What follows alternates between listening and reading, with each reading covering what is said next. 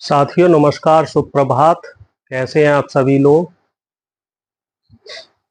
बलात्कार की घटनाएं आए दिन हमारे देश में बढ़ती जा रही हैं, लेकिन इसमें एक खास पैटर्न आप देखिए।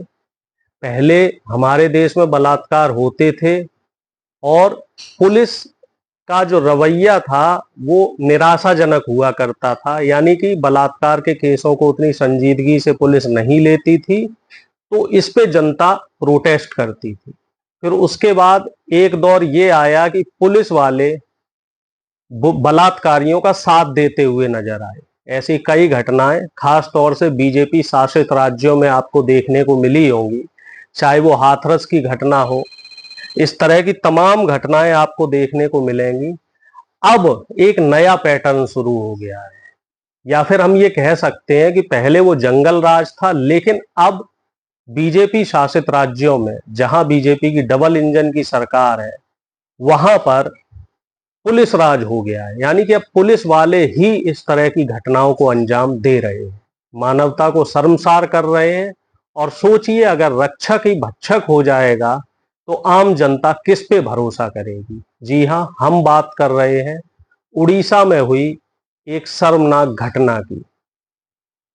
साथियों, उड़ीसा में कुछ मनचले युवकों ने एक आर्मी के जवान की मंगेतर के साथ बदसलूकी करी। तो जब कोई भी मनचला युवक या फिर असामाजिक तत्व इस तरह की घटना को अंजाम देता है, तो जाहिर सी बात है कोई भी व्यक्ति होगा तो वो पुलिस के पास ही जाएगा। तो वो युवती भी पुलिस के पास गई, लेकिन वहां उसके साथ कुछ ऐसी घटना हुई जिसका वो सपने में भी जिसे नहीं सोच सकती थी। वहां पुलिस वालों ने उसके साथ ज्यादती करी, बदसलूकी करी, उसका यौन उत्पीड़न किया और उसका बलात्कार भी किया। जी हाँ, जो पुलिस के महिला पुलिस भी उसमें शामिल थी, पुरुष पुलिस भी थे। उसको बैठाया, मारा पीटा, फिर उसको निर्वस्त्र करके उसके साथ पिटाई की और उसके साथ इस तरह के अमानवीय काम किए गए जिसको मैं बता भी नहीं सकता। युवती ने जब मीडिया को इंटरव्यू दिया तो ये बताया कि अब किस पे भरोसा किया जाए। और इसमें हैरानी करने वाली बात यह भी है कि बीजेपी शासित राज्य है उड़ीसा, यहाँ पे इसकी डबल इंजन सरकार है, और अभी तक एक भी ट्वीट बीजेपी के किसी नेता का, किसी प्रवक्ता का, आईटी सेल का इसको लेकर नहीं आया। कुछ इसी तरह की घटना छत्तीसगढ़ में भी हुई है, जहां पे पुलिस थाने के अंदर एक महिला को निर्वस्त्र करके पीटा गया और उसका बलात्कार पुलिस द्वारा ही किया गया। इसी तरह की घटनाएं साथियों उत्तर प्रदेश, राजस्थान, मध्य प्रदेश और जहां जहां बीजेपी की सरकार है वहां होती आ रही हैं। शासन प्रशासन की मिली भगत से इस तरह की खबरों को दबा दिया जाता है, खबरों को मीडिया में नहीं उछाला जाता है, और मीडिया भी इसमें कहीं ना कहीं, जो नेशनल मीडिया है उसकी भी भूमिका संदेहजनक है। अब यहाँ पर कई सवाल उठते हैं। पहला सवाल तो ये है कि बीजेपी की आखिर जो ये नीति है कि मेरा बलात्कार और तेरा बलात्कार, क्या वो न्याय संगत है, तर्क संगत है, क्या समाज के लिए ठीक है। बंगाल में जो घटना हुई निश्चित तौर पे गलत हुआ, और हमारी पार्टी ने भी, कांग्रेस ने भी इसका विरोध किया। साथ ही बीजेपी का आप इसमें रोल देखिए, इसको इतना हाइप दिया, अपने लोगों को भेजकर वहां पर आए दिन दंगे करवाए, विरोध प्रदर्शन करवाया और उसको नेशनल न्यूज बना दिया। लेकिन जहां भी बीजेपी शासित राज्यों की बात आती है, पता नहीं क्यों प्रधानमंत्री जी को, गृह मंत्री जी को, उस राज्य के मुख्यमंत्री को, बीजेपी के तमाम प्रवक्ताओं को और बीजेपी की जो इतनी लंबी चौड़ी आईटी सेल की फौज है उसको सांप सूंघ जाता है। अब उड़ीसा की घटना पर, इस घटना को 24 घंटे से ज्यादा का समय हो चुका है, लगभग 2 दिन हो गए हैं। ये घटना मेरी न्यूज कहे जाने से लगभग 36 घंटे पहले की है। तो आप अंदाजा लगा लीजिए, शासन और प्रशासन की तरफ से इसमें कोई भी कार्रवाई नहीं हुई है। थाने में यह घटना हुई, कायदे में मुख्यमंत्री को स्वतः संज्ञान लेकर इसमें जो पुलिस वाले थे उन पे सख्त से सख्त कार्रवाई करनी चाहिए थी। प्रधानमंत्री जी का अब तक कोई बयान आ जाना चाहिए था।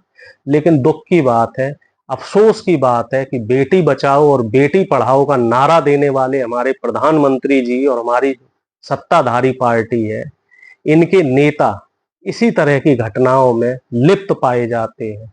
चाहे वो बृजभूषण शरण सिंह की बात हो, चाहे वो कुलदीप सेंगर की बात हो, चाहे वो चिन्मयानंद की बात हो, या फिर मास रेपिस्ट प्रज्वल रेवन्ना की बात हो। ज्यादातर जो बलात्कारी हैं, जो दुराचारी हैं, वो इन्हीं की पार्टी में मिलेंगे और इनका संरक्षण भी इनको मिलता है। इसी कड़ी में कर्नाटक के जो पूर्व मुख्यमंत्री हैं येदुरप्पा, इनको भी अभी पॉस्को एक्ट के तहत एक नाबालिग बच्ची के साथ दुराचार करने में दोबारा पकड़ा गया है। लेकिन दुख की बात यह है कि मीडिया में कोई खबर नहीं है। प्रज्वल रेवन्ना, जिसने 200-300 से ज्यादा महिलाओं के साथ यौन शोषण किया है, उसको लेकर मीडिया में कोई खबर नहीं है। बृजभूषण शरण सिंह शान से घूम रहा है, महिला पहलवानों पर भद्दी भद्दी फफ्तियां कस रहा है, उस पर अभद्र कमेंट कर रहा है, लेकिन उसके ऊपर अब तक कोई कार्यवाही नहीं हुई। और प्रधानमंत्री चुनावी रैलियों में ये जरूर जाके कहते हैं कि हमारे शासनकाल में बीपी सुरक्षित है, महिलाएं सुरक्षित हैं, जबकि एनसीआरबी के जो सरकारी आंकड़े हैं वो ये कहते हैं कि पिछले 10 सालों में महिलाओं के ऊपर जो क्राइम हुआ है उसमें लगभग 30 से 33% के बीच में बढ़ोतरी हुई है। और इसमें एक शर्म वाली बात यह है, जो अफसोसजनक बात है, जो चिंताजनक बात है, वो ये है कि पुलिस ही कहीं ना कहीं इन मामलों में इन्वॉल्व नजर आती है, मिली हुई नजर आती है, या फिर अपराधियों को बचाती हुई नजर आती है। तो मेरा सीधा सीधा आपसे एक ये सवाल है कि क्या इस तरह से देश और कानून व्यवस्था जो चल रही है वो ठीक है? हमें इसके खिलाफ आवाज उठानी चाहिए, क्योंकि कल को ये घटना किसी के साथ हुई है तो आज आज आप भी शिकार हो सकते हैं। और सरकार से सवाल करना जरूरी है। अगर आप मेरी बातों से सहमत हैं तो कमेंट के माध्यम से जरूर बताइएगा। इस वीडियो को ज्यादा से ज्यादा लाइक करें, चैनल को सब्सक्राइब नहीं किया है तो सब्सक्राइब करें, और वीडियो को लगभग जहां जितने आपके व्हाट्सएप ग्रुप हैं सब में शेयर करें।